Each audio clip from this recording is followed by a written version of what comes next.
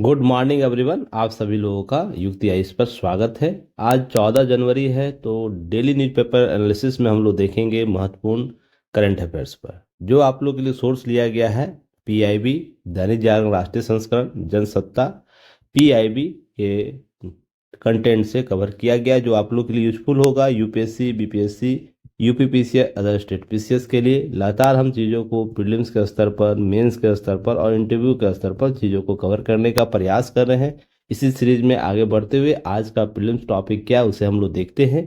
तो बहुत ही महत्वपूर्ण टॉपिक है, इसे जरूर आप लोग कवर करने का प्रयास कीजिएगा। देखिए, भारतीय मौसम विज्ञान जो विभाग है, जिसे आईएमडी कहते हैं, उसका 150 वर्ष स्थापना वर्ष मनाया जा रहा है। इससे संबंधित पीटी फैक्ट हम देखेंगे। साथ ही देखेंगे इसरो के द्वारा कौन कौन से मौसम पूर्वानुमान के लिए आप लोगों के लिए अंतरिक्ष यान भेजा गया है, उसके सीरीज को देखेंगे, ताकि आपसे यहाँ से प्रश्न पूछा जाए तो आप सही उत्तर देने का प्रयास कर सकें। दूसरे टॉपिक देखेंगे, एक उपलब्धि जुड़ा है, अंतरिक्ष में इसरो के लैब में उगा पालक।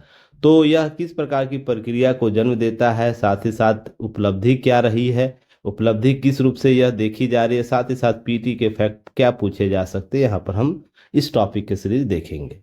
नेक्स्ट टॉपिक देखेंगे भारत ऊर्जा सप्ताह 2025। तो यह कब से मनाया जाएगा, इसके लक्ष्य क्या है, तो इसके संदर्भ में हम समझने का प्रयास करेंगे। एक बहुत ही इंपॉर्टेंट डाटा आया है, जिसको आप लोग जरूर करके जाइएगा। एग्जाम में आपको प्रीलिम्स के स्तर पर, मेंस के स्तर पर और इंटरव्यू के स्तर पर यहाँ से प्रश्न बन सकते हैं, बनाए जा सकते हैं, तो इसे जरूर आप कवर करिएगा। भारत की नवीकरणीय ऊर्जा क्षमता वर्ष दर वर्ष 15.84% की वृद्धि से दर्ज की है। तो इसके डाटा फैक्ट को देखेंगे, साथ ही साथ पंचामृत कॉन्सेप्ट क्या है, इसके संदर्भ में हम समझने का प्रयास करेंगे। नेक्स्ट टॉपिक देखेंगे, वाइड बैंड स्पेक्ट्रम सेंसर के लिए सेमीकंडक्टर चिप विकसित करने करने का एक समझौता किया गया है। तो कौन सी संस्था के द्वारा किया गया है, साथ ही इसके लक्ष्य क्या है, इसके उद्देश्य क्या है, इस पर हम चर्चा करेंगे। यह प्रीलिम्स के स्तर पर होगी बातें। हमने अगर हम मेंस में बात करेंगे तो देखिए, टॉपिक है वैश्विक बाजार में नवाचार की अगुवाई। जो वैश्विक बाजार है, उभरता हुआ बाजार है, उसमें इनोवेशन, जो नए नए इनोवेटिव आइडिया आ रहे हैं, उसको कैसे हम भारतीय दृष्टि से देख सकते हैं, भारतीय दृष्टि से उसे बढ़ा सकते हैं और अपने संसाधनों का कैसे हम प्रबंधन कर सकते हैं, उसके संदर्भ में आज का मेंस आंसर राइटिंग प्रोग्राम में आपको कवर किया जाएगा, जहां से कुछ चीज़ों को, कॉन्सेप्ट को, साथ ही साथ कुछ भारत की चुनौतियों से प्रश्न आपसे पूछा जाएगा, साथ ही साथ कुछ चिंताओं को व्यक्त किया जाएगा। तो चलिए बने रहिएगा अंतिम तक। लास्ट हम देखेंगे ऐसे या एडिटोरियल में हम जिसे बात करते हैं, हड़बड़ी का हासिल है। हड़बड़ी से क्या हासिल होगा, इसके संदर्भ में धैर्य, आप सुनते होंगे बार बार, धैर्य क्यों इंपॉर्टेंट है, धैर्य, इस पर चर्चा की जाएगी। यह एक कॉन्सेप्ट देकर आता है जो सर्वांगीण विकास के जन्म देता है, संपूर्ण विज्ञान विकास को जन्म देता है। तो इस तरीके के जो धैर्य कॉन्सेप्ट है, आप बार बार इससे संबंधित लोकोक्तियां सुनते होंगे, साथ ही साथ संयम शब्द का प्रयोग आप बार बार सुनते होंगे। तो यह निबंध के लेख में यह शब्द प्रयोग लगातार पूछा जाता है। तो इसके संदर्भ में हम कुछ एनालिसिस कर लेंगे, साथ ही साथ इसके कुछ संभावित प्रश्न को भी देखेंगे। तो चलिए आगे बढ़ते हैं, देखते हैं। आगे बढ़ने से पहले, जो डीएनए डेली न्यूज़पेपर एनालिसिस कराया जा रहा है, उसके दो बैच बनाए गए, एक प्राइम बैच, एक बेसिक बैच। प्राइम बैच की जो बच्चे होंगे उनको डेली पीपीटी उपलब्ध कराया जाएगा, क्लास नोट्स उपलब्ध कराया जाएगा, DMP daily mains answer writing practice कराई जाती है, जिस पर बच्चे लगातार लिखने का प्रयास करते हैं। फिर 1 बाय 1 डॉट सॉल्विंग सेशन हमारे द्वारा उपलब्ध कराया जाएगा, ताकि आप जो इसमें करंट अफेयर्स का जो सेशन है उसको बेहतर तरीके से समझ सके, उसके उत्तर लेखन बेहतर तरीके से विकसित कर सके। फिर आपको एक आंसर फॉर्मेट भी दिया जाता है, जो आपको एक कम से कम क्रक्स या क्रिप्स नोट्स के तौर पर आप इसका उपयोग कर सकते हैं। इस जो भी प्रश्न डेली आपको प्रैक्टिस कराने के लिए दिया जाता है, उसी से आपको एक फॉर्मेट, आंसर फॉर्मेट दिया जाएगा। तो इसके लिए आप युक्ति इसके ऐप से जुड़ सकते हैं, ऐप डाउनलोड कर सकते हैं, और यह डिस्क्रिप्शन बॉक्स या कमेंट सेक्शन बॉक्स में ऐप का लिंक उपलब्ध होता है, तो आप वहां से भी डाउनलोड कर सकते हैं। प्राइम बैच के बच्चों के लिए डेली पीपीटी क्लास के बाद उपलब्ध करा दिया जाता है।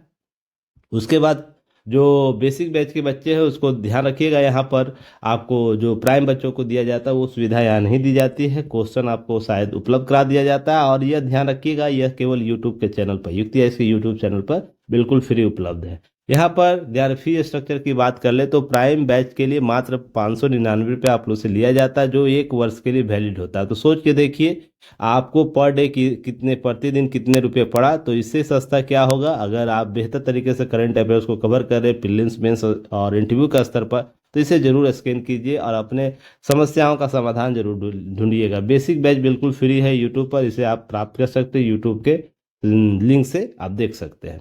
डीएमपी इसमें एक कॉन्सेप्ट लिया गया, एक 1 by 1 मेंटरशिप कॉन्सेप्ट लिया गया। तो देखिए डेली मेंस प्रैक्टिस आप लोगों को एक क्वेश्चन कराया जाता है और यह क्वेश्चन दोनों बच्चों को उपलब्ध कराया था, प्राइम बैच के और बेसिक बैच दोनों को। इससे क्या होता है कि आप मुख्य परीक्षा में बेहतर प्रदर्शन कर पाएंगे, अपनी क्षमताओं को वृद्धि करेंगे, लिखने की क्षमता, लेखन क्षमता में आप कंटेंट को या करंट अफेयर्स को बेहतर तरीके से इनपुट कर पाएंगे, जिससे आपका उत्तर और भी बेहतर रूप से उभर कर सामने आएगा। तो अपने जीएस के पार्ट में कैसे हम आप डाटा को इनपुट करें, एसए के पार्ट में कैसे डाटा को इनपुट करें, इस सारे संदर्भ को यहाँ से देख सकते हैं, समझ सकते हैं। 1 by 1 मेंटरशिप यह सिर्फ प्राइम बैच के बच्चों के लिए उपलब्ध होगा और उत्तर लेखन की सहायता आप लोग की जाती है। डीएमपी मूल्यांकन था डेली, जो डेली मेंस प्रैक्टिस आप लोग क्वेश्चन करते हैं, क्वेश्चन का उसका मूल्यांकन किया जाता है और उत्तर मॉडल दिया जाता है। ये 1 to 1 मेंटरशिप में ये उपलब्ध होता है। तो आप इससे जल्द जुड़ जाइए, समय मत गवाइए। चलिए, और इसके साथ ही साथ हमें आप लाइक शेयर सब्सक्राइब कर सकते हैं, टेलीग्राम चैनल ज्वाइन कर सकते हैं, युक्ति इसका यूट्यूब चैनल को सब्सक्राइब कर सकते हैं, शेयर कर सकते हैं, व्हाट्सएप चैनल जरूर ज्वाइन कर लीजिएगा सभी बच्चे। लिंक दिया रहता है description box, comment section box में। यहाँ पर पेपर का कटिंग आपको अतिरिक्त दिया जाता है, जो महत्वपूर्ण, जो आपको देखना चाहिए, दिन भर के एक बार नज़र जरूर डाल लीजिए इन पेपर कटिंग पर, दिन 24 घंटे में कभी भी, ताकि आइडिया आपके पास रहे घटनाक्रम क्या चल रहा है। इंस्टाग्राम, फेसबुक सभी जगह हमें फॉलो अप कर सकते हैं। तो चलिए, हमें जरूर सपोर्ट कीजिएगा। चलिए पहले टॉपिक पर आते हैं। देखिए, भारतीय मौसम विज्ञान आई जो एमडी है उसका 150 वर्ष स्थापना का मनाया जा रहा है। तो यहाँ 15 जनवरी को इसका स्थापना दिवस पूरे कर लेगा 150 वर्ष। तो सबसे पहले तो स्थापना कब हुआ था इसका तो याद रखना है आपको। 15 जनवरी, आपको 15 जनवरी कब हुआ था यह भी याद रखना है, 1864 में। तो ये फैक्ट याद रखना है, कम से कम पीटी फैक्ट आपको यहाँ से प्रश्न पूछा जाएगा। तो एक लंबा इतिहास रहा है इसका। ये 1864 में कलकत्ता में, अब कोलकाता में इसका ध्यान रखिएगा, यहाँ पर स्थापना हुआ था इसका मुख्यालय। अभी इस विनाशकारी चक्रवात और 1866-71 लगातार मानसून पूर्वानुमान कर पाने के बाद अब यह संगठित एजेंसी के तौर पर काम कर रहा है। 1875 के बाद वर्षा मापी यंत्रों की शुरुआत से लेकर अब विश्व के सर्वश्रेष्ठ मौसम एजेंसियों में यह शामिल हो गया है। तो इसके संदर्भ में आपसे प्रश्न पूछा जा सकता है। इसके लिए लोगो जारी किया गया है, जिसमें आदित्यम जयते वृष्टि, आपको यह प्रश्न आपसे पूछा जा सकता है इसके लोगो से। तो यहाँ पर ध्यान रखिएगा। आईएमडी विजन 2047 दस्तावेज को जारी किए हैं, तो यहाँ से प्रश्न बनाए जा सकते हैं, जो जलवायु परिवर्तन अनुकूल आपको उसके मौसम संबंधी अनुकूलता के संदर्भ में आपको स्पष्ट करता है। तो आपको ध्यान रखिएगा, भारत मंडप में इस अवसर पर समारोह में या क्या किया गया था, इसको जारी किया गया, जो मौसम पूर्वानुमान, मौसम प्रबंधन, जलवायु परिवर्तन समन योजनाओं में शामिल किया जाएगा। तो आपको यहाँ से प्रश्न होगा था, एक 150 रुपये का विशेष स्मारक सिक्के और डाक टिकट जारी किए गए। तो यह भी आपको समझने की जरूरत होगी, यहाँ से कुछ कुछ प्रश्न आपसे पूछे जा सकते हैं। अगर मौसम पूर्वानुमान की बात करें तो तत्कालीन भारत के पहले मौसम विज्ञान रिपोर्टर कौन थे? एच.एफ. ब्लैंडफोर्ड, इनका नाम याद रखिएगा। ब्लैकफोर्ड जो थे उनका, ब्लैंडफोर्ड उनका नाम याद रखिएगा, एच.एफ. ब्लैंडफोर्ड। उसके बाद 77 वर्षा मापी यंत्र का आंकड़ों का उपयोग कर पहला वर्षा मानचित्र तैयार किया था।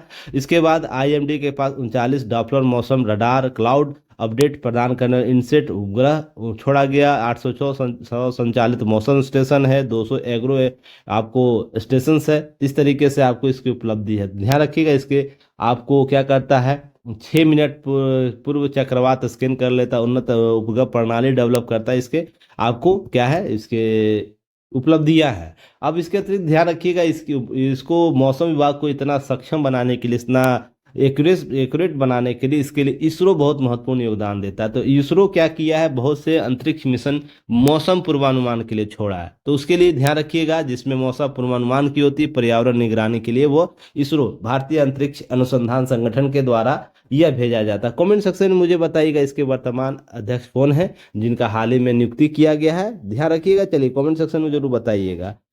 इसरो की स्थापना कब हुआ है, मुख्यालय कहाँ है इसका, लॉन्चिंग पैड कहाँ कहाँ है। ये सब फैक्ट पीटी फैक्ट में कमेंट सेक्शन में बता दीजिएगा आप लोग। अगर हम उपग्रह की बात करें मौसम पूर्वानुमान की, सबसे पहले इनसेट जरूर याद रखिएगा, इंडियन नेशनल सैटेलाइट सिस्टम, जिसे इनसेट 3D और इनसेट 3DR के नाम से भी हम लोग जानते हैं। यह उन्नत मौसम संबंधी उपग्रह है जो वायुमंडल में विश्लेषण करता है, तापमान मापता है, बादलों की गति अध्ययन करता है, चक्रवातों का पता लगाने में मदद करता है। INSAT 3D search and rescue payload भी इसे कहते हैं। तो यह आपसे प्रश्न पूछा जा सकता है पीटी में, सर्च एंड रेस्क्यू पेलोड किसे कहते हैं? ऑप्शन में 3DR आप याद रखना है इनसेट का। कल्पना फर्स्ट याद रखना, इसरो का पहला समर्थित मौसम उपग्रह था, तो आप इसे जरूर याद रखिएगा कल्पना फर्स्ट को। तो मौसम पूर्वानुमान के लिए सब पहला समर्थित मौसम उपग्रह कौन था? कल्पना फर्स्ट। यह वायुमंडलीय अध्ययन करता है और चक्रवात ट्रैकिंग करता है, मौसम पूर्वानुमान के लिए प्रयोग किया गया। तो यह फैक्ट थोड़ा सा याद रखना। वहीं मेघा को याद रखना। मेघा कौन थी? भारत और फ्रांस का एक संयुक्त उपग्रह था। उस कटिबंधीय क्षेत्रों में जल चक्र और ऊर्जा प्रवाह को समझने के लिए बनाया गया था। इसका मौसम और वर्षा की निगरानी में होता है, इसको याद रखिएगा। स्केट सेट याद रखिएगा, महासागरों में हवा की गति और दिशा मापने के लिए बनाया गया उपग्रह है। चक्रवात की पहचान निगरानी की सहायता करता है, मौसम पूर्वानुमान में यह काम देता है। रीसेट याद रख रहा है, जो रडार इमर्जिंग सैटेलाइट जिसे कहते हैं, यह रडार इमर्जिंग तकनीक पर उपयोग करता है, जो बाढ़, चक्रवात और अन्य प्राकृतिक आपदाओं की निगरानी में उपयोगी होता है। इस तरीके से देखते हैं महत्वपूर्ण 5 पहले सैटेलाइट को याद रखना है जो मौसम पूर्वानुमान या मौसम संबंधित चीजों को कवर करता है। फिर उसके बाद जीसेट याद रखना है। जीसेट जिसका जियो सैटेलाइट के तौर पर उपयोग मुख्य रूप से संचार के लिए होता है, लेकिन इसमें कुछ उपग्रह मौसम से संबंधित डेटा भी प्रदान करते हैं। इसके बाद नेक्स्ट याद रखें ओशन सेट सर्विस, जो महासागरों की निगरानी और जलवायु परिवर्तन के लिए अध्ययन के लिए उपयोगी किया गया था। ओशन सेट 2 और ओशन सेट 3 इसका उपयोग समुद्री सतह की स्थिति और मौसम डेटा के लिए किया जाता है। इस तरीके से आपको ओशन सेट सीरीज के संदर्भ में ओशन सेट 2 और 3 के बारे में पूछ सकता है। फिर उसके बाद भास्कर सीरीज, भास्कर 1 और भास्कर 2 सीरीज क्या करता है? उपयोग जल संसाधनों और मौसम विज्ञान अध्ययन के लिए किया गया था। इस तरीके इसरो जो भी भेजता है उपग्रह वो क्या होता है? भारत के उन्नत मौसम पूर्वानुमान और आपदा प्रबंधन में आत्मनिर्भर बनने के लिए महत्वपूर्ण योगदान देता है। तो कम से कम इन सारे सैटेलाइटों का नाम जरूर याद रखिएगा, मेंस में पीटी में कहीं भी प्रश्न पूछ सकता है। या सबसे खतरनाक स्थिति है इंटरव्यू के दौरान यह प्रश्न पूछ सकता है, या हम साक्षात्कार जिसे कहते हैं, वहाँ सीधा सा प्रश्न होगा कि अब तक मौसम पूर्वानुमान के लिए कौन कौन से इसरो के द्वारा उपग्रह छोड़े गए या भारत सरकार के द्वारा उपग्रह छोड़े गए हैं।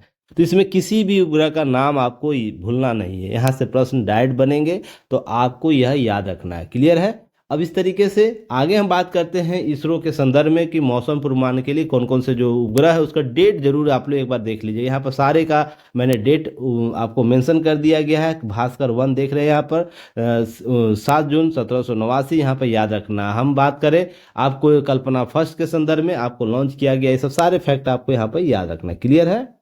चलिए आगे बात करते हैं, निम्नलिखित में से कौन से उपग्रह भारतीय अंतरिक्ष अनुसंधान संगठन द्वारा मौसम पूर्वानुमान और पर्यावरण निगरानी के लिए प्रक्षेपित किया गया है।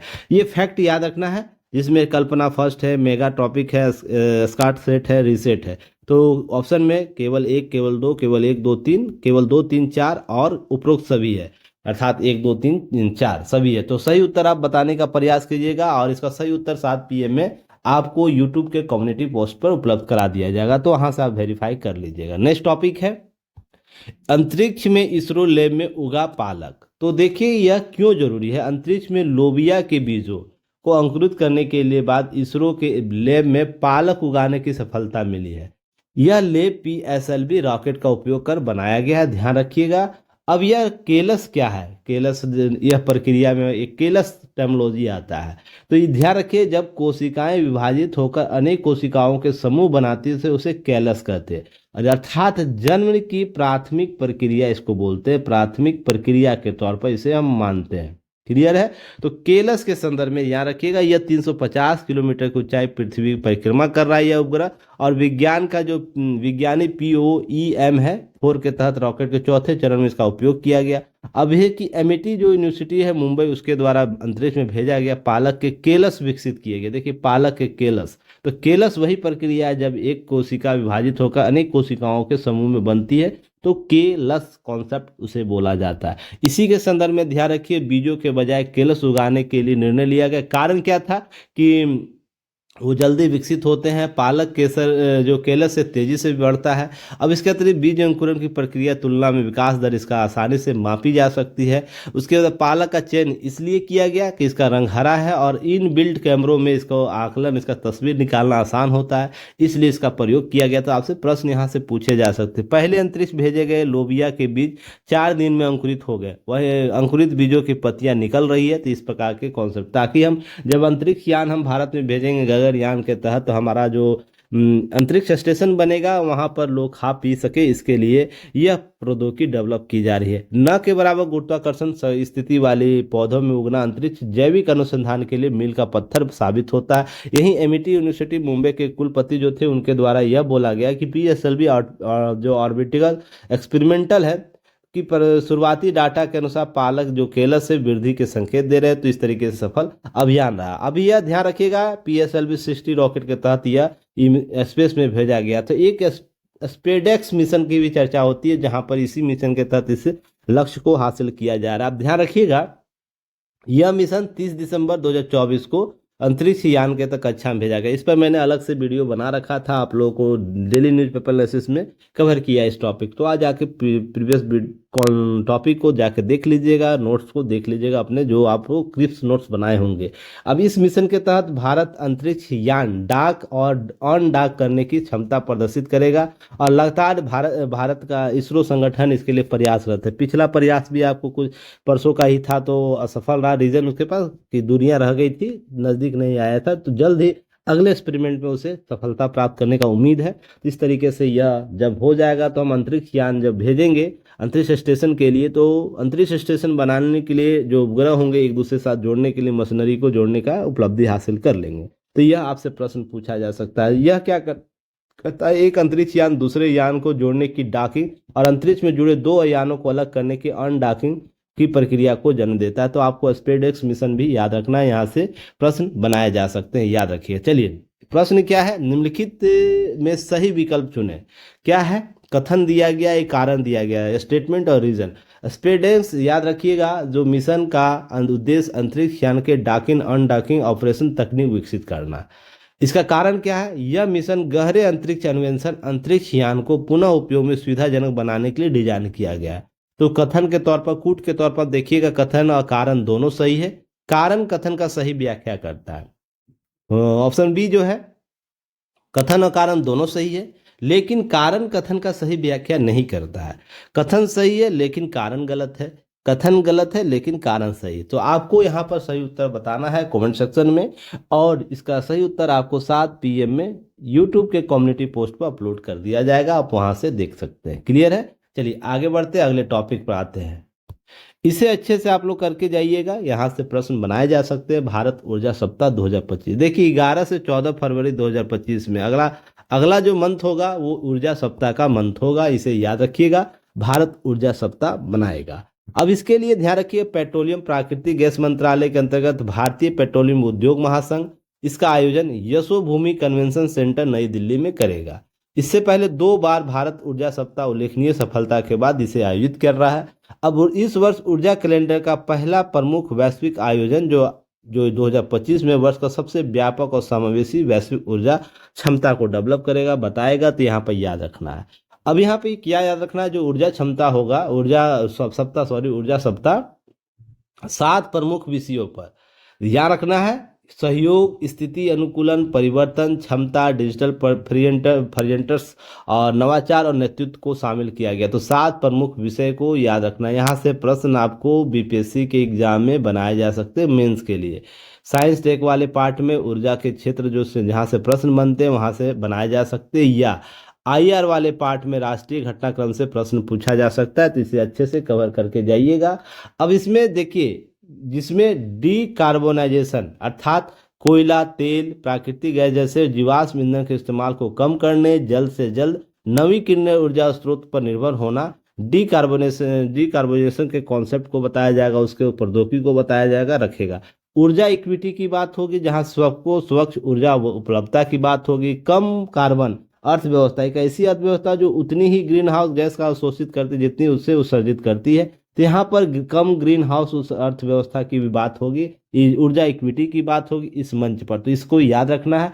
अब यह व्यवहारिक समाधानों के से अधिक जोर दिया जाएगा, अर्थात वास्तविक समाधान क्या हो सकते हैं, इसके भविष्य के समाधान क्या क्या ढूंढे जा सकते हैं, इन सारे टॉपिकों को पर चर्चा होगी। तो महत्वपूर्ण कॉन्सेप्ट है, इसे याद रखना है। क्लियर है।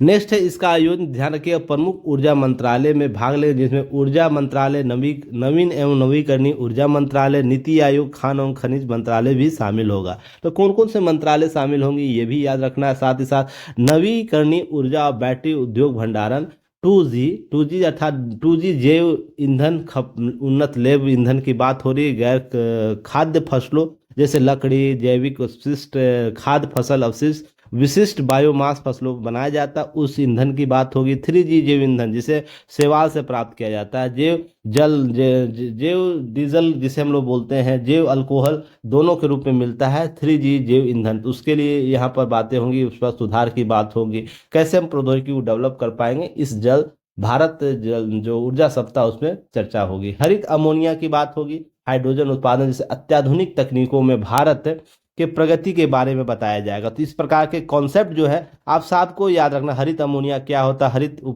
हाइड्रोजन उत्पादन क्या होता है, 3G जैव ईंधन क्या होता है, 2G ईंधन क्या होता है, इस प्रकार के सारे कॉन्सेप्ट आप लोग जरूर देख के जाइएगा। यहाँ से इंटरव्यू में डायरेक्ट प्रश्न पूछा जाता है, मेंस में प्रश्न पूछे बनाए जा सकते हैं, या कहीं भी उत्तर लिख रहे हैं ऊर्जा के वन विकल्पों में, तो इन सारे का नाम जरूर आप लोग लिखिएगा, आप लोग का बेहतर उत्तर हो जाएगा। अगर हरित अमोनिया लिखिएगा तो हरित हाइड्रोजन उत्पादन के लिए जो अत्याधुनिक तकनीक की बात करेंगे, 3 जैव ईंधन क्या है, 2G ईंधन, इन सब शब्दों का प्रयोग करिएगा तो आपका मेंस का जो आंसर है वो और भी उभर कर सामने आए, ताकि आप समझ पाएगा, एग्जामिनर जो कॉपी चेक करेगी अपडेट है, आप लोग जो चर्चा चल रही उसकी समझ है आप लोगों में। चलिए प्रश्न को देखते हैं। प्रश्न है, भारत ऊर्जा सप्ताह जो इंडिया एनर्जी वीक 2025 का मुख्य उद्देश्य क्या है या क्या होगा, यह भी आपसे प्रश्न बनाया जा सकता है। भारत में अक्षय ऊर्जा के क्षेत्र में नवीनतम तकनीकों को बढ़ावा देना, ऊर्जा क्षेत्र में निवेश, वैश्विक निवेश को आकर्षित करना और ऊर्जा सुरक्षा का पर चर्चा करना, केवल भारत के प्रारंभिक ऊर्जा संसाधनों को बढ़ावा देना, या भारत में ऊर्जा उपभोग के आंकड़ों का विश्लेषण करना। यह क्या उद्देश्य है मुझे यह बताइएगा। क्लियर है। इसका सही उत्तर आप लोग कमेंट सेक्शन में बताइएगा। इसका सही उत्तर आपको 7 PM में उपलब्ध करा दिया जाएगा। क्लियर है। चलिए नेक्स्ट टॉपिक देखते हैं। इस तरह के टॉपिकों को कवर करने के लिए युक्ति से जरूर जुड़िएगा। युक्ति आप लोग की नई नई चीज़ें लेकर आ रहा है जो आपके सिलेक्शन के लिए इंपॉर्टेंट है। इसी तरीके से BPSC 17वीं BPSC के लिए हम लोग मेंटरशिप प्रोग्राम सामर्थ और प्रवाह मेंस आंसर राइटिंग प्रोग्राम आप लोग के लिए लेकर आए। तो इसके लिए GS GS2 और ऐसे के लिए हम लोग स्टार्ट कर चुके हैं। कल आप लोग को नोट्स दिया गया होगा, नोट्स को जरूर टैली कीजिए दूसरे के नोट्स से, और आप देखिए कि प्रश्न के अनुरूप उत्तर है या नहीं। जो प्रश्न पूछे जा रहे हैं उसके अनुसार क्रिप्स नोट्स आपको उपलब्ध कराए गए हैं या नहीं। इन्हीं 2 बेस के आधार पर आप चीज़ों को समझ जाएगा। साथ ही साथ हम लोग मेंटरशिप प्रोग्राम दे रहे हैं आप लोग को, 1 by 1 आपसे हमसे मिलने का प्रोग्राम दिया जा रहा है। कोई भी क्यूरी उसका समाधान की बात करें, 2 अवेलेबल 2 मिनट हम लोग जो कॉन्सेप्ट लेकर चले, 2 मिनट के अंदर आपको रिस्पांस देने की जो टेक्निक हम लोग डेवलप कर रहे हैं, ताकि बच्चे किसी भी समस्या में हो उसके समाधान के लिए हम लोग, हमारी टीम खड़ी रहे। तो इसके लिए आप हमसे जुड़ सकते हैं। कोई भी क्यूरी है, देखिए पढ़ने से ज़्यादा है ना उन समस्याओं का समाधान ढूंढने से है जो आपके पास तत्काल रूप से है। नहीं पता चला आपके पास कोई समस्या आ गई, उसका 1 दिन 2 दिन 5 दिन समाधान ही नहीं हो पाया, किसी से मेंटर से या किसी भी जो सक्षम व्यक्ति है उससे आपका इंटरेक्शन हुआ ही नहीं। तो इस तरीके से आप लोग याद रखिएगा। इसके लिए आपको सामर्थ्य के लिए मात्र 1999 लिया जा रहा है, प्लस उसमें टैक्स होगा। ध्यान रखिए, जिसमें 90 डे प्रोग्राम में हम लोग आप लोगों को साथ रहेंगे मात्र 2000 अप्रॉक्स के आसपास। वहीं परवाह में 1500 के आसपास 1499 में आप लोग को क्या किया जाएगा, आंसर राइटिंग प्रोग्राम कराया जाएगा। यहाँ पर आप जुड़ सकते हैं। इसके लिए टाइमलाइन आप लोग को दिया गया जो 13 तारीख से आपको डे 7 में टेस्ट स्टार्ट हो, डे 1 से लेकर डे 5 तक आपको क्या किया जाएगा, टॉपिक पर चर्चा कराया जाएगा। उससे डेली एक क्वेश्चन दिया जाएगा मेंटरशिप के लिए। जो सामर्थ्य में जुड़े हुए और जो परवाह में है केवल उनको टेस्ट के लिए शामिल होना। टेस्ट जिस दिन होगा देखिए उस दिन आप शामिल हो सकते हैं। तो टाइमलाइन को अच्छे से देख लेना। टॉपिक इसी तरह हम लोग डिवाइड किए हैं, डे 1 से लेकर डे 90 तक टॉपिक डिवाइड है और लगातार हम चर्चा करेंगे। आज भी हम लोग का छुट्टी नहीं है, मकर संक्रांति। आप लोगों को हार्दिक बधाई। दही चूड़ा अच्छे से खाइएगा, पढ़ाई अच्छे से कीजिएगा। टॉपिक का सारा कंटेंट आपको उपलब्ध करा दिया जाएगा। पहले आप लोग अपने सोर्स से पढ़िए, उसको समझिए, उसको सीखने की कोशिश कीजिए, उसके बाद टेस्ट दीजिए, गलती जो होगा गलती सीखिए, उसके बाद क्रिप्स नोट से टैली कर लीजिएगा, जो सुविधा होगी उसके बाद फिर से अगर लिखना चाहते हैं तो जरूर लिख के हमारे युक्ति है इसके ऐप पर सेंड कीजिएगा, रिव्यू कर दिया जाएगा। क्लियर है? तो लगातार जुड़िएगा और अधिक जानकारी के लिए नंबर जो दिया गया है, नीचे नंबर दिया गया रहता है, उस पर कांटेक्ट कर सकते हैं, व्हाट्सएप कर सकते हैं, और या तो विजिट कर सकते हैं www.yuktis.in पर। क्लियर है? चलिए बात करते हैं अगले टॉपिक पर। यह जो टॉपिक है ना, इसको अच्छे से आप लोग स्टार श्रेणी में लेके जाइएगा। इसके कंटेंट आपको पीटी में, मेंस में, इंटरव्यू में काम देंगे। इसके जो डाटा फैक्ट है आपके उत्तर लेखन को बेहतर बनाएगा, अर्थात अपडेट बनाएगा। मेरा कहने का मतलब यही, कोई भी डाटा अपडेट आपके उत्तर को बनाता है, तो इसके लिए वो सारी चीज़ें आपको यह आज का यह टॉपिक देगा। भारत की नवीकरणीय ऊर्जा क्षमता वर्ष दर कितना 15.84% से बढ़ रही है। देखिए, केंद्रीय नवीन और नवीकरणीय ऊर्जा मंत्रालय, पहले तो इनके मंत्री कौन है मुझे कमेंट सेक्शन में आप लोग बताइएगा। इसके द्वारा, मंत्रालय के द्वारा क्या किया गया, भारत के नवीकरणीय ऊर्जा क्षेत्र में उल्लेखनीय प्रगति दर्ज करते हुए दिसंबर 2023 से दिसंबर 2024 के बीच महत्वपूर्ण उपलब्धियों का उल्लेख किया गया। एक आंकड़ा दिया गया जो भारत सरकार के द्वारा या प्रधानमंत्री नरेंद्र मोदी के द्वारा जो पंचामृत कॉन्सेप्ट दिया गया था COP26 में, उसके ऊर्जा लक्ष्य जो है उसके अनुरूप बताया गया है।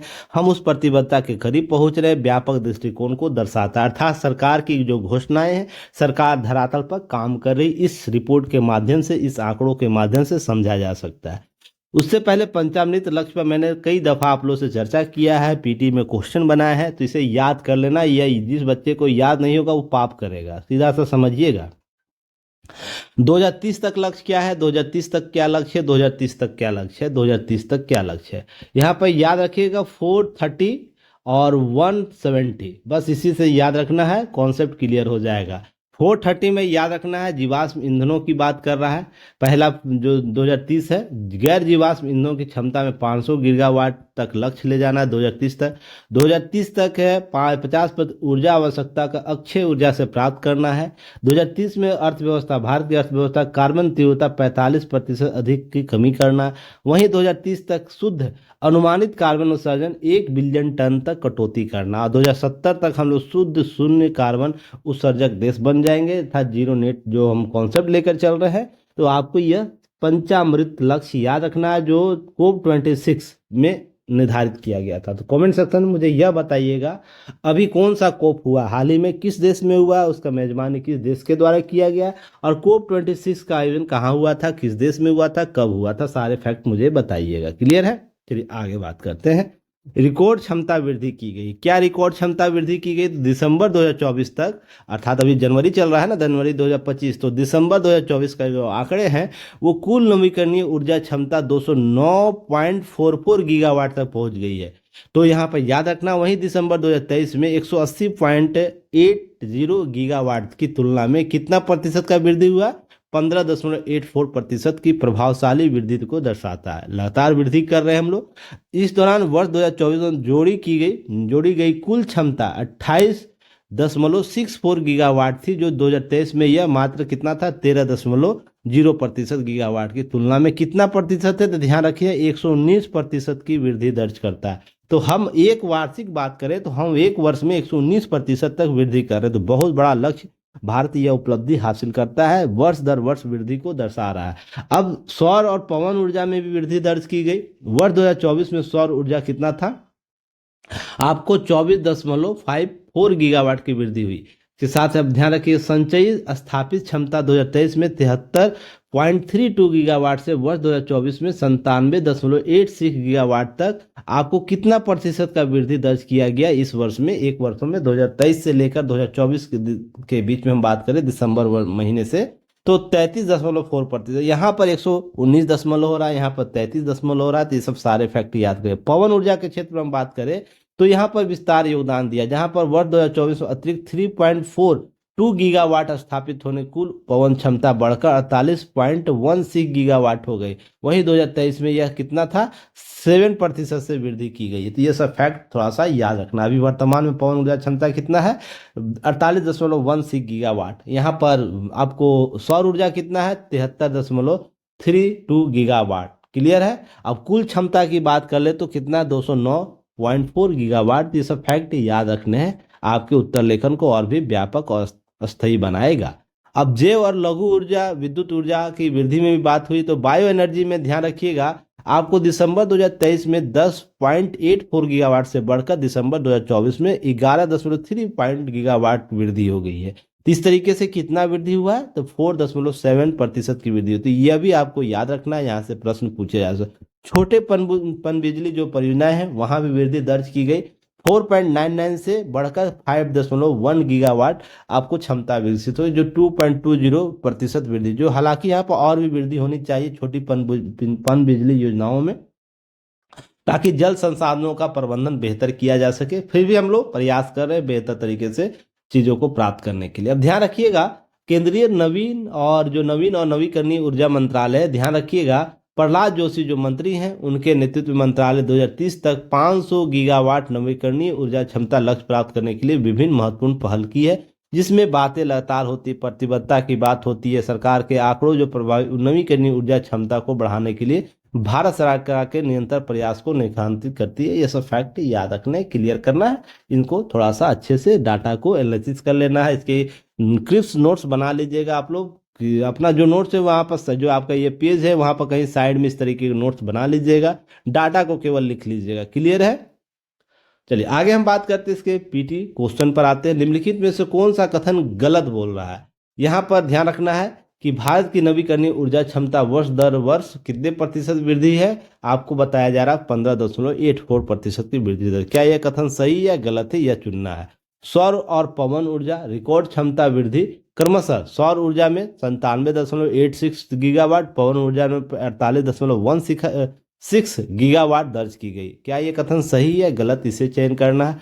कुल नवीकरणीय ऊर्जा स्थापित क्षमता 309.44 गीगावाट तक पहुंच गई। क्या यह कथन गलत है या सही है, बताना है। तो ऑप्शन दिया गया केवल एक और दो केवल 3, और ऑप्शन डी में है 2 और 3। तो सही उत्तर कमेंट सेक्शन में जरूर बताइएगा। अब प्रश्नों का अभ्यास जरूर कीजिए, आप लोग जितने बच्चे हैं अभ्यास कीजिए। न्यूज पढ़ते हैं, न्यूज पेपर एनालिसिस करते हैं, प्रश्न आसान प्रश्नों को आप जरूर दे दीजिएगा, कुछ कॉन्सेप्ट के प्रश्न का उत्तर जरूर दीजिए, ताकि आप उन सारी स्थितियों को सक्षम रूप से समाधान ढूंढ पाए जो एग्जाम में होगा। ठीक है ना। और इसका कमेंट देते हुए आपका सही उत्तर आपको 7 PM में उपलब्ध करा दिया जाएगा। कहाँ पर, यूट्यूब के कम्युनिटी पोस्ट में, तो जाकर वहां से देख सकते हैं। सभी बच्चे, बहुत से डेली प्रश्न अपलोड किए जाते हैं, जाके वह रिविजन जरूर कर लीजिएगा। 4 क्वेश्चन ही 365 दिन कर रहे हैं ना, करंट इससे बाहर नहीं होगा, ध्यान रखिएगा। चलिए आज मेंस का प्रश्न आपको यह दिया गया है, भारत सरकार के द्वारा लक्षित पंचामृत लक्ष्य और इस क्षेत्र में हो रहे परिवर्तन ने कैसे नवीकरणीय ऊर्जा क्षमता का प्रभावशाली आंकड़े प्रस्तुत करता है, स्पष्ट करें। देखिए जो पंचामृत लक्ष्य है और इस क्षेत्र में हो रहे परिवर्तन जो नवीकरणीय ऊर्जा क्षमता के प्रभावशाली आंकड़ों को के रूप में प्रस्तुत हो रहा है, इसे ही स्पष्ट करना था। 3 कीवर्ड, जो कीवर्ड है उसे चुनिए, उसके आधार पर उत्तर लिखने का प्रयास कीजिएगा। देखिए आप लगातार प्रयास करेंगे ना तो एक दिन सफलता आपको जरूर मिल जाएगी। 1 वीक में हो सकता है, किसी बच्चे का कमजोर कॉन्सेप्ट 1 वीक में, 1 मंथ में, तो जरूर आप इस लगातार प्रयास में जुड़िए। पहले लिखने की कोशिश कीजिए, रिव्यू कॉपी होगी, उसमें कौन कौन सी गलतियां हो रही हो उस पर समझिएगा। जो डाटा फैक्ट आपको दिया गया, जो कॉन्सेप्ट दिया गया, उसके आधार पर उत्तर लिखिएगा। चलिए, और इसका सही उत्तर आपको 7 PM तक युक्ति है इसके ऐप पर, जो प्राइम बच्चे हैं उसका उत्तर पुस्तिका आपको क्या होगा, रिव्यू होगा, तो उसके लिए भेज सकते हैं।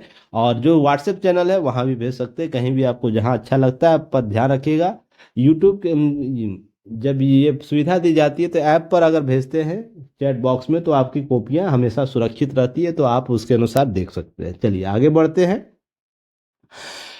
यहाँ पर एक टॉपिक है वाइड जो ब्रैंड स्पेक्ट्रम सेंसर, जिसके लिए सेमीकंडक्टर चिप विकसित करने के लिए एक समझौता हुआ। किनके बीच समझौता हुआ, इसे याद रखना। देखिए दूरसंचार जो है आधुनिक अगली पीढ़ी की दूरसंचार स्वदेशी प्रौद्योगिकी विकसित करने की दिशा में महत्वपूर्ण कदम उठाते हुए दूरसंचार विभाग के प्रमुख इकाई सेंटर फॉर डेवलपमेंट ऑफ टेलीमेडिक्स, याद रखिए C. जिसे बोलते हैं, ने भारतीय प्रौद्योगिकी संस्थान जम्मू IIT जम्मू के सहयोग से भारतीय प्रौद्योगिकी संस्थान मंडी आईआईटी मंडी के साथ स्पेक्ट्रम उपयोग को बढ़ावा देने के लिए वाइड बैंड स्पेक्ट्रम सेंसर जो चिप है, जो आपको यह सेमीकंडक्टर चिप है, उसके लिए एक समझौता ज्ञापन किया। यह क्या करेगा ना, दूरसंचार प्रौद्योगिकी विकास निधि के योजना के तहत हस्ताक्षर किया गया। यह दूरसंचार जो यह समझौते हुए तो दूरसंचार प्रौद्योगिकी विकास निधि के तहत यह करेगा भारतीय स्टार्टअप, शिक्षा जगत, अनुसंधान एवं विकास संस्थानों अर्थात जो रिसर्च एंड डेवलपमेंट करता है उस संस्थानों के लिए वित्तीय सहायता के लिए बनाई गई। यह योजना दूरसंचार उपयोगों उपकरणों के लिए, संसाधनों के डिजाइन के लिए, विकसित करने के लिए, व्यावसायिकीकरण के लिए यह निधि काम करता है, इसे याद रखिएगा। इसका उद्देश्य क्या होगा, जो यह समझौता किया गया, ब्रॉडबैंड और मोबाइल सेवाओं को किफायती बनाना, जिससे पूरे देश में डिजिटल अभियानों को और भी धरातल पर लाया जा सकता है, उसे धरातल स्तरीय धरातलीयकरण किया जा सकता है, लोगों तक पहुंच स्थापित किया जा सकता है। तो आपसे यहाँ से दो प्रश्न बनेंगे, इस स्पेक्ट्रम जो समझौता उसका क्या उद्देश्य है, यह किस किस निधि के तहत स्थापित किया गया, यहाँ से प्रश्न हो सकता है, इस निधि का भी आपको क्या उद्देश्य है। तो इस तरीके से तीनों कॉन्सेप्ट यहाँ से क्लियर हो गया, आपको इसे याद रखना है। क्लियर है। चलिए आगे हम बात करते हैं कि वाइड बैंड स्पेक्ट्रम सेंसर जो है ASIC चिप परियोजना क्या है।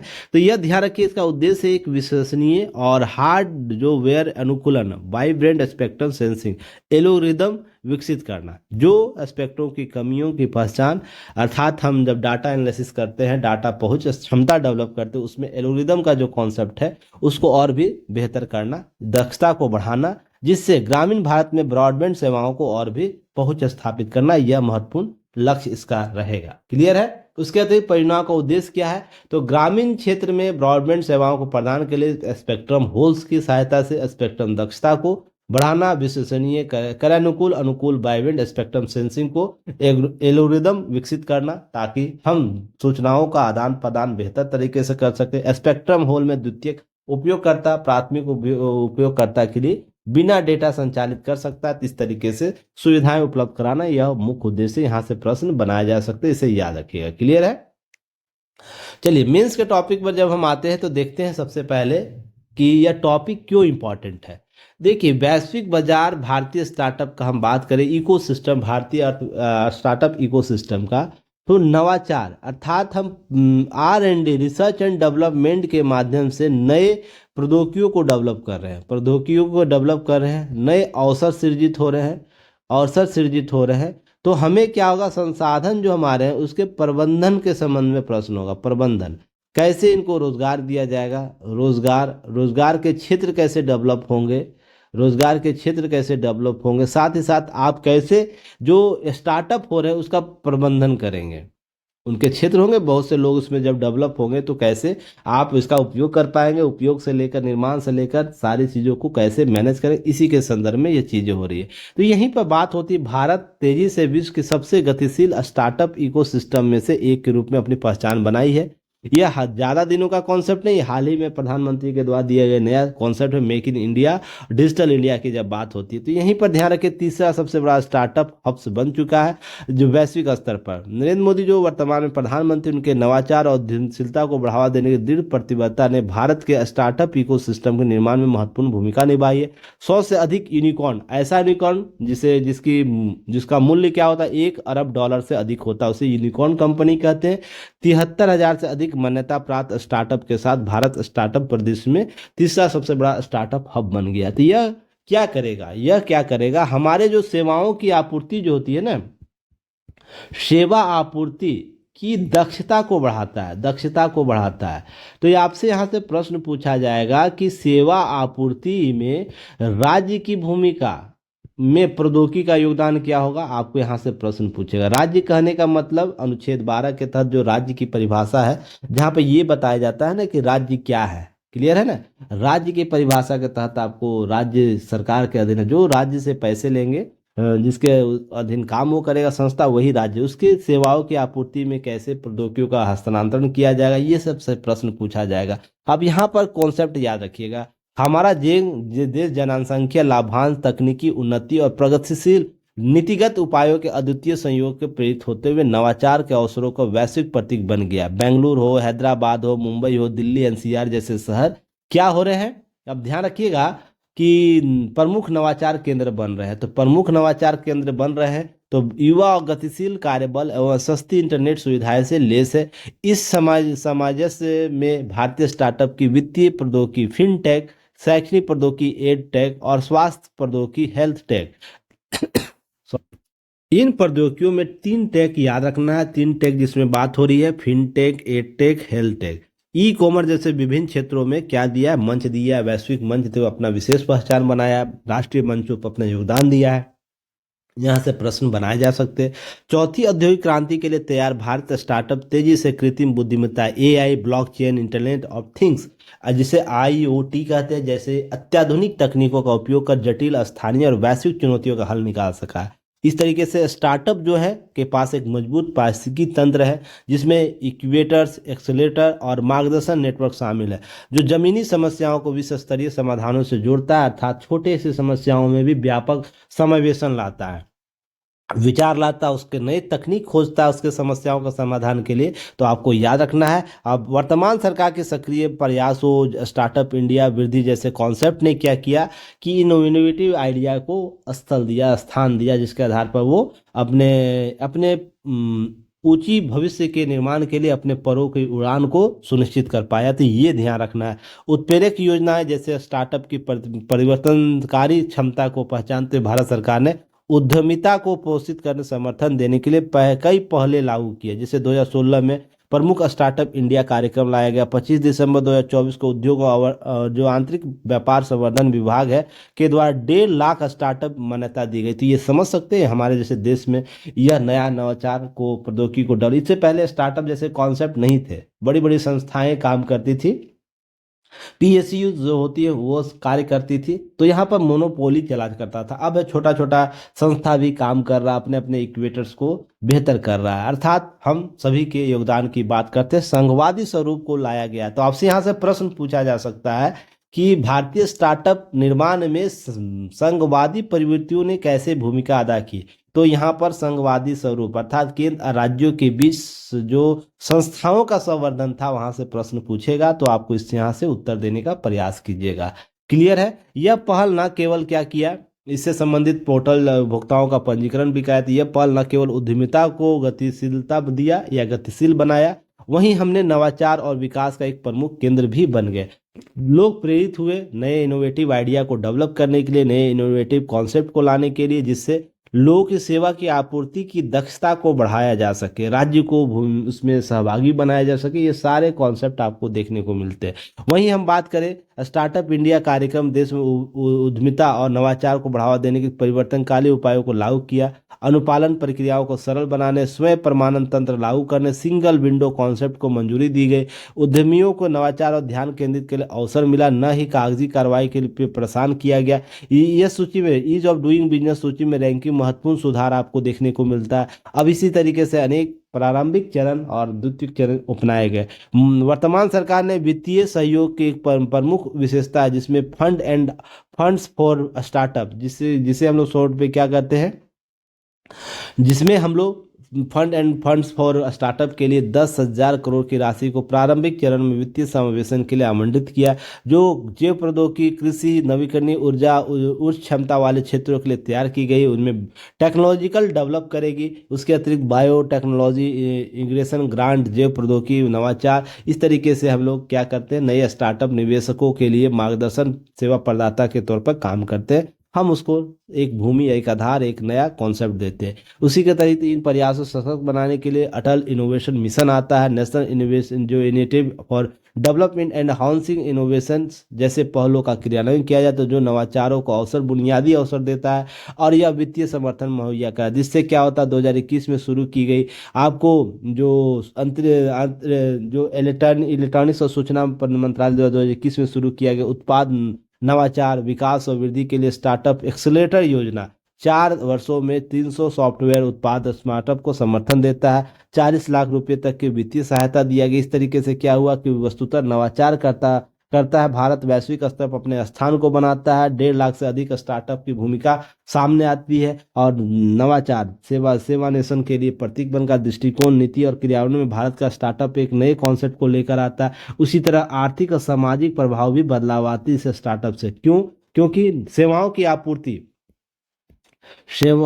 आपूर्ति जो है, आपूर्ति में आपूर्ति का समाजीकरण होता है, समाजीकरण होता है, आर्थिकरण होता है। तो क्या होता है, हम जल्द से जल्द सेवाओं की आपूर्ति कर पाते हैं, हम रोजगार सृजन, नवाचार, समावेशन महत्वपूर्ण योगदान दे रहे हैं। स्टार्टअप जीडीपी योगदान दे रहा है, नवाचार स्टार्टअप को हम बेहतर कर रहे हैं, लॉजिस्टिक, मार्केटिंग और प्रौद्योगिकी सेवाओं का विकास हो रहा है। भारत स्टार्टअप इकोसिस्टम में निवेश कर रहा है, आकर्षण बना रहा है। 2014 से लेकर 2024 तक $140 अरब से अधिक venture capital, private equity fund आकर्षित किया है। तो ये बहुत बड़ी राशि होती है। यहाँ पर जो $24 अरब का निवेश जुटाया है भारतीय स्टार्टअप ने 2023 में। इस तरीके से हम ग्रामीण क्षेत्रों में क्या केंद्रित स्टार्टअप, सामाजिक उद्यम, देखभाल, स्वास्थ्य देखभाल, शिक्षा, कृषि, लंबी चुनौतियों के समाधान के लिए स्टार्टअप डेवलप कर रहे हैं। तो धरातल स्तर पर हम लोग काम कर रहे हैं। इसके लिए ध्यान रखें, एग्रीकेट की बात करती है, एग्रोकल्चर से संबंधित हम किसानों को बाजार लिंक उपलब्ध करा रहे हैं। इस तरीके भारतीय स्टार्टअप की बात कर ले तो स्टार्टअप टेली मेडिसिन की सेवाओं को उपलब्ध कराया जा रहा है। 2024 तक भारत में 108 से अधिक यूनिकॉर्न कंपनियां थी, जो अमेरिका और चीन के बाद यूनिकॉर्न की संख्या में दुनिया का तीसरा सबसे बड़ा देश बन गया।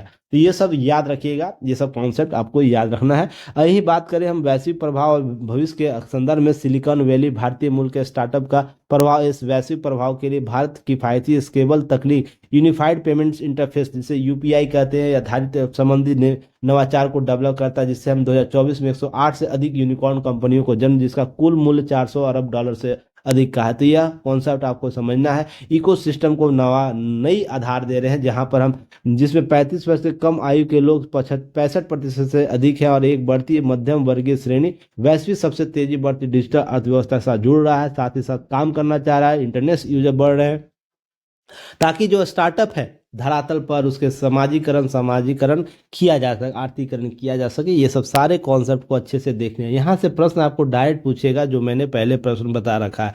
तो आपको यह कॉन्सेप्ट अच्छे से क्लियर करना है, इसका डाटा अच्छे से राइट डाउन कर लेना माइक्रो नोट्स के तौर पर, ताकि आप अच्छे से उत्तर दे पाए। ऐसे वाले टॉपिक में ध्यान रखिएगा, संयम शब्द से आपसे प्रश्न पूछा जा सकता है, लगातार पूछा भी गया है पूर्व के प्रीवियस ईयर क्वेश्चन में। तो यहाँ धैर्य से प्रश्न बनाए जा सकते हैं। धैर्य से देखिए, यहाँ पर है हड़बड़ी का हासिल क्या। हड़बड़ी देखिए क्या होता है, जो हम जल्दबाजी में रहते हैं कि तेजी से बढ़ोतरी देखी जा रही है आजकल प्रवृत्तियों में। सब जल्दी में होते हैं, हर व्यक्ति अपना काम जल्दी में करना चाहता है। वह नहीं जानता कि जैसे अन्य बाजियाँ ठीक वैसे ही जल्दबाजियाँ भी एक बाजी होती है। शतरंज में चाल चलते हैं। सरल सीधे शब्दों में देखें कि खेल कर्तव्य कह कर जिसको बिसरा दिया, जल्दबाजी कभी छोड़ी नहीं जाती, क्योंकि इसे आदत और फितरत में जोड़ दिया जाता है। सिंपल सा है, जो हड़बड़ी में काम करते उनके जो क्षमता है, देखिएगा क्षमता, उसमें ईरर अधिक होगा उनसे। साथ ही साथ उसमें संयम, धैर्य नाम की चीज नहीं होगी। संयम और धैर्य, हर जगह हड़बड़ी की जरूरत नहीं, जहां जरूरत है जल्दबाजियों को वहां जल्दी कीजिए। पर संयम और जो धैर्य होता है वो आपको व्यक्तित्व का निर्माण करने में महत्वपूर्ण होता है। आप किसी भी विपरीत स्थिति में आप भटकाव आप में नहीं होगा, आप अपना आपन नहीं खोइएगा, जिससे आप एक संयमित व्यक्ति के तौर पर विभिन्न समस्याओं का समाधान क्या कर सकेंगे, समाधान ढूंढ पाएंगे। वो व्यक्ति विशेष पर डिपेंड करेगा, समाधान उतना ही ठोस होगा। इसलिए संयम व्यक्तियों की आवश्यकता होती है। अब जल्दबाजी में जब निपटना काम शुरू कीजिएगा ना, तो क्या होता है कि मनोभाव में परिवर्तन होगा, जिससे आपके कार्य क्षमता भी प्रभावित होगी, आपके वैचारिक मत भी प्रभावित होंगे। तो आपको क्या करना, संयम और धैर्य के साथ अपने कार्य को करना। सिंपल सा एग्जाम्पल, अगर हम सिविल सर्विस एग्जाम की हम बात करते हैं, सिविल सर्विस एग्जाम की, तो यहाँ पर धैर्य इंपॉर्टेंट है। आपको यहाँ प्रश्न पूछा जाता है धैर्य, अर्थात धैर्य केवल यह नहीं कि आप 5 साल 10 साल तक तैयारी कर रहे हैं। धैर्य का अर्थ है कि 365 दिन आपको एक ही प्रवृत्ति के साथ आपकी एग्जाम की तैयारी करनी। अर्थात आप रूटीन बनाते हैं कि 8 घंटे में को पढ़ना है, तो 8 घंटे को डिवाइड करते हैं, जो भी आपका तरीका, 2-2 घंटे में 4 शिफ्ट में हम कह सकते हैं। तो 2 घंटे में क्या क्या पढ़ेंगे, उसके लिए धैर्य बनाए रखना 365 दिन। इसके बीच अपने विचारों को किसी भी सामाजिक प्रवृत्ति से न जोड़ना। इसके अतिरिक्त आप उन विषयों के आधार पर केवल PYQ के आधार पर उत्तर विश्लेषण करना, अध्ययन अध्यापन करना एक धैर्य की परिचायक है। तो यही धैर्य बात करता है सीएससी। ये नहीं कि आप 2 साल 5 साल नहीं निकलते तो धैर्य उसको को बोला जाता। धैर्य उसको बोला जाता है जो 365 दिन तक लगातार एक ही फॉर्मेट पर काम करना। इसमें कोई एनर्जी आपको नहीं मिलेगी, इतना एक्स्ट्रा बूस्ट बूस्ट नहीं मिलेगा। बहुत से बच्चे को क्या होता है, रील देख के या तो पिकनिक मनाने का मन करता है, किसी होली अभी मकर संक्रांति, बहुत से बच्चे घर चले गए दही चूड़ा खाने के लिए। हाँ, एक सामाजिकरण होना एक जरूरी है कि घर परिवार में जाके मिलकर खाना पीना खाइएगा। अब सोच के देखिए, जिनका एग्जाम है मेंस जो देंगे उनके लिए जरूरी है, पर उसमें भी से कुछ बच्चे निकल गए होंगे। तो धैर्य इसको बोला जाता है। धैर्य क्या बोला जाता है, आप सही समय का आकलन कर पा रहे हैं कि हमारा 90 डे प्रोग्राम जो है, 90 डे जो है वो अभी अंतिम समय में है। यही अंतिम रूप से आपको एक सफल व्यक्ति बनाएगा। तो ऐसे बहुत से पर्व त्यौहार आएंगे जो आपको, ऐसे शादी त्यौहार, ऐसे रस्म बहुत आएंगे जो आपको इस दौरान आपको उसको धैर्य के अनुरूप समझना है, उसको देखना है। अगर जो व्यक्ति इस धैर्य को बना कर रखा ना, धैर्य को बना कर रखा, वही सफलता प्राप्त करेगा। नहीं तो क्या होगा ना, इस धैर्य को समाप्त जैसे ही करते खोते जैसे ही आप में क्या होते, विचलन आता है आपके मन में, आपके कार्यों में विचलन आएगा, आपके विचारों में विचलन आएगा। आप हड़बड़ी में गलत गलत उत्तर दोगे। हड़बड़ी में क्या होता है, आप सही आकलन नहीं कर पाएंगे किसी वस्तु विषय वस्तु का। इसलिए धैर्य इंपॉर्टेंट है। धैर्य यह नहीं है कि किसी के लिए 10 साल किसी के लिए 5 वर्ष 10 वर्ष की तैयारी करना और एक सफलता के लिए धैर्य बनाए रखना। नहीं सफल हो रहे हैं तो धैर्य का अर्थ है पर डे उसी आधार पर कार्य करना जो आपने लक्ष्य निर्धारित कर रखा है, उस पर टिके रहना धैर्य है। और इसी में संयम का कॉन्सेप्ट हम देखते हैं, संयम बनाए रखना। तो ये सारे कॉन्सेप्ट आपको यह एग्जाम में प्रश्न पूछ सकता है। इसी कॉन्सेप्ट के आधार पर इसका आकलन कीजिएगा, इस लेख को समझने का प्रयास कीजिएगा। क्लियर है? तो यहाँ पर आपातकालीन स्थितियों में कैसे आप अपने आप को संयमित रख पाते हैं, इच्छा शक्ति के साथ जोड़ कर रखते हैं, वही कॉन्सेप्ट यह दे रहा है। क्लियर है? इससे संबंधित कुछ प्रश्न को देख लीजिएगा। जैसे जल्दबाजी का काम शैतान का, इस कहावत के संदर्भ में एक निबंध लिख सकते हैं। जल्दबाजी का काम शैतान का, इस तरीके से कॉन्सेप्ट पर देखने को मिलता है लोकोक्तियां। अब संयम और धैर्य में जीवन का महत्व पर विचार प्रस्तुत करिए। अर्थात यहाँ संयम और धैर्य से आपको जीवन का महत्व कैसे प्रभावित होता है, यहाँ से प्रश्न बनाया जा सकता है। जल्दबाजी और संयम के बीच संतुलन कैसे बनाए रखें, इस पर एक अपने विचार व्यक्त कीजिए। अर्थात यहाँ पर जल्दबाजी और संयम के बीच संतुलन की स्थिति कैसे हो सकती है, जिससे हम अपने व्यक्तित्व का निर्माण कर सकते हैं, अपने लक्ष्यों को प्राप्त कर सकते हैं। यहाँ से प्रश्न बनाए जा सकते हैं। एक सफल व्यक्ति के जीवन में संयम का योगदान, यह यहाँ से एक कॉन्सेप्ट, एक टैग लाइन बना लेगा और यहाँ पर प्रश्न पूछेगा। एक सफल व्यक्ति के जीवन में संयम का योगदान, धैर्य का योगदान, ये प्रश्न बनाया जा सकता है। इसे याद रखिएगा, निबंध लिखने को बोल सकता है। इस तरीके से आपको प्रश्न का अभ्यास कर लेना, इन टॉपिकों के संदर्भ में इसका आकलन कर लेना, ताकि आप बेहतर तरीके से चीज़ों को समझ सके। क्लियर है? तो चलिए, हमें देखने के लिए, हमें समझने के लिए, हमें सुनने के लिए आपका धन्यवाद। अपने आंसर राइटिंग को और भी बेहतर कीजिए। हमारे साथ जुड़कर, प्राइम बैच के साथ जुड़कर लगातार प्रयास कीजिए। Mains answer writing program 70 BPSC का चल रहा है, उसमें जुड़िए ताकि आप 90 डे के तहत अपने लक्ष्य को प्राप्त कर सके। हमारा यह मानना है ना, इससे पहले आपने क्या पढ़ा वो इम्पोर्टेंट नहीं है। मेरा और हमारी टीम का मानना यह है, इस 90 डे में आप क्या पढ़ कर जाते हैं जिससे आपका सिलेक्शन होता है। जैसे कि मैंने पीटी में आप लोग को गाइड किया था, मैं पहले भी बोलता था, इससे पहले आपने क्या पढ़ा उससे कोई मतलब नहीं, बाद में क्या पढ़ेंगे उससे कोई मतलब बीपीएससी को मतलब है कि जो पीक आवर है जिसे हम लोग बोलते हैं एग्ज़ाम का, उस दौरान आपने क्या वो सारी चीज़ पढ़ के गया है जो एग्ज़ाम में आएगा। और यही पैटर्न आपको मेंस में भी है। ये 90 डे जो समय आपको मिल रहा है उसमें क्या आप सारी चीज़ें पढ़ कर जा रहे हैं जो एग्ज़ाम में आएगा, और हम लोग उसी पर काम करते हैं। देखिए, हम संस्था बड़ी नहीं है पर लक्ष्य हमारे बड़े हैं। हम उन्हीं बच्चों के साथ बेहतर काम करना चाहते हैं जो एक्टिव मोड में काम करना चाहते हैं, जिंदा रह के काम करना चाहते हैं। तो आप एक्टिव हैं और जिंदा हैं तो हमसे जरूर जुड़िएगा। केवल खाना पूर्ति करने के लिए हमसे मत जुड़िएगा। सिंपल सा, हमारे पास 5 ही रिजल्ट होगा, हम उससे खुश होंगे। 50 रिजल्ट होगा, हम उससे खुश होंगे। रीजन उसके पीछे है ना, हम उसके लिए काम करेंगे तो हमें यह कभी अफसोस नहीं होगा कि हमने अपने तरफ से 100% योगदान नहीं दिया, बच्चे ने अपने तरफ से 100% योगदान नहीं दिया, कहीं कमी रह गई जिसके कारण रिजल्ट किसी का छूट गया। यहाँ पर काम जो करेगा वही जुड़िएगा, ठीक है ना। केवल नोट्स प्राप्त करने के लिए नहीं जुड़ने की जरूरत है, क्योंकि ऐसे बच्चे, ध्यान रखिएगा, अपना लक्ष्य भी प्रभावित करते हैं, अपने घरों का, अपने माँ बाप का भी लक्ष्य प्रभावित करते हैं, साथ साथ उन इच्छाओं को भी समाप्त कर देते हैं जो जिंदा रूप से हम लोग सोचते हैं, समझते हैं और देखते हैं।